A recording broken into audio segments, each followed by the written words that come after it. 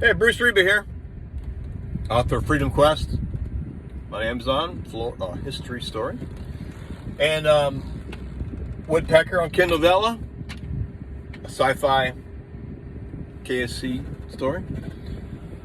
So I'm just left Space Center for the weekend, and I got thinking, lately I've been talking about some of my stories, upcoming stories, mainly technicians during the space shuttle program. And I thought, well, here's a good one. It's called The Save Space Rally and the Bar Fight.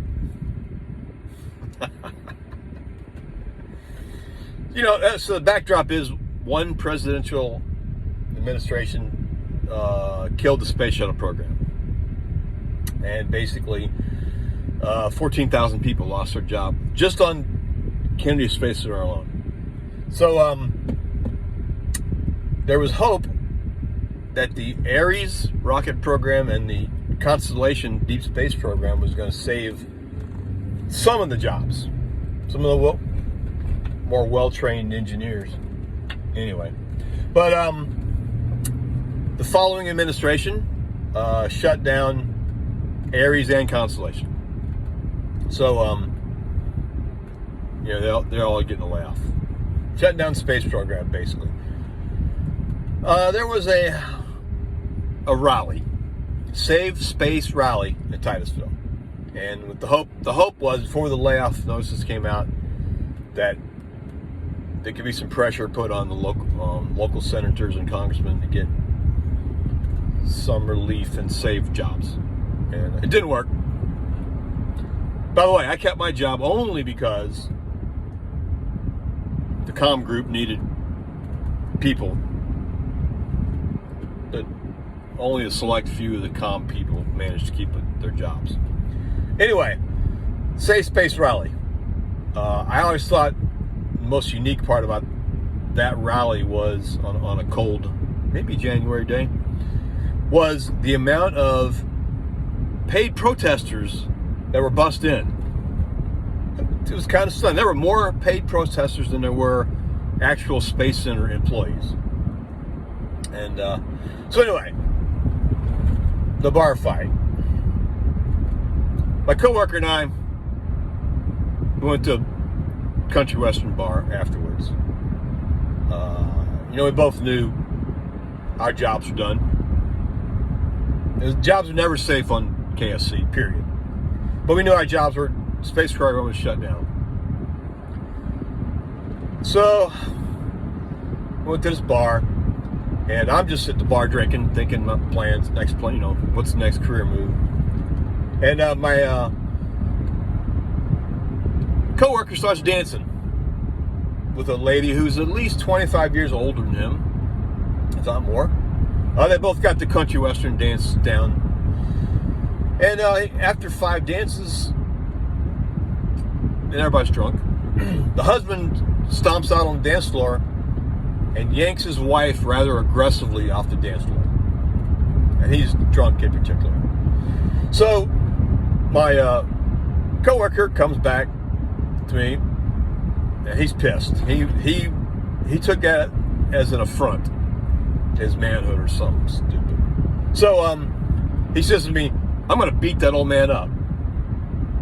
I tried talking him out of it. I said, "No, he's just an old man. You don't want to do that." And he goes, "That's right. He's just an old man. I'm going to beat that old man up." I hate drunks. I hate them. So anyway, I thought things settled down, and the couple, husband and wife, eventually left the bar, and my coworker had been watching all along. I'm not going to call him a stalker, but he'd been watching. And as soon as that old man walked out the door, my coworker was there and sucker punched him to the back of the head. And the old guy never saw it coming. Not at all. Like, my coworker timed it very well. And there was a whole bunch of choice cuss words on my part, and I ran out the door to break up the fight. Got out the door, and it was like, oh no, I am not breaking up this fight.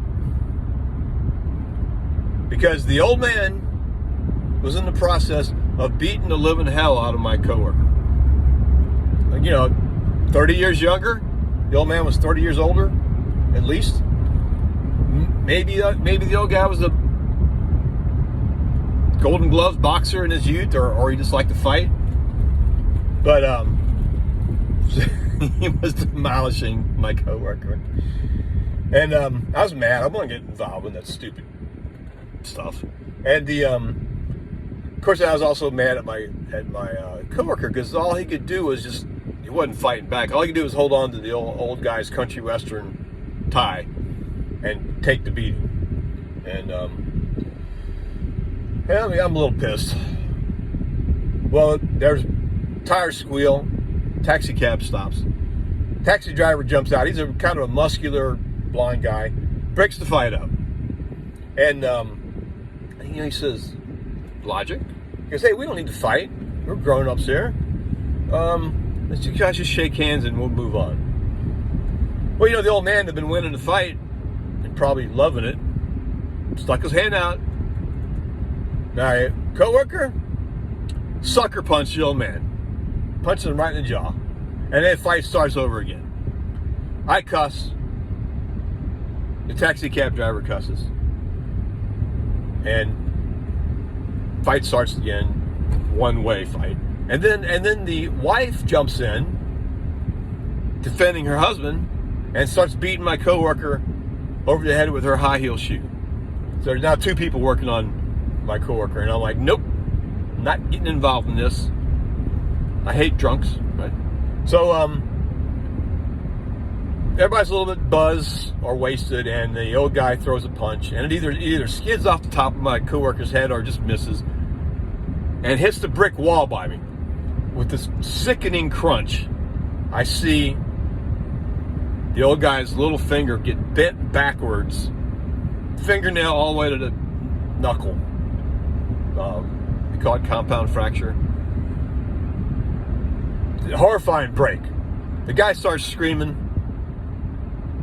My coworker jumps back, maybe probably looking for another sucker punch.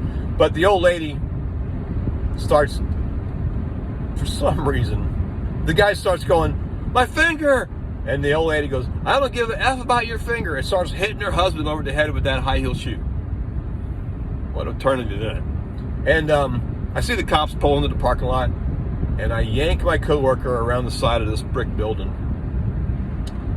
Cops jump out and they arrest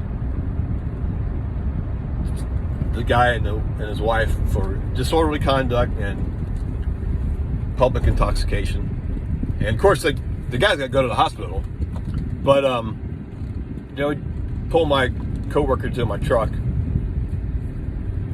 I hate to say it, but we laughed our ass off at that, at the people getting arrested. And it's not right, because my coworker is a jerk, but it's a funny story. Holy cow. And all I can say is, just stay away from drink, stay away from that alcohol. Oh my God. Hey, Bruce Reba out.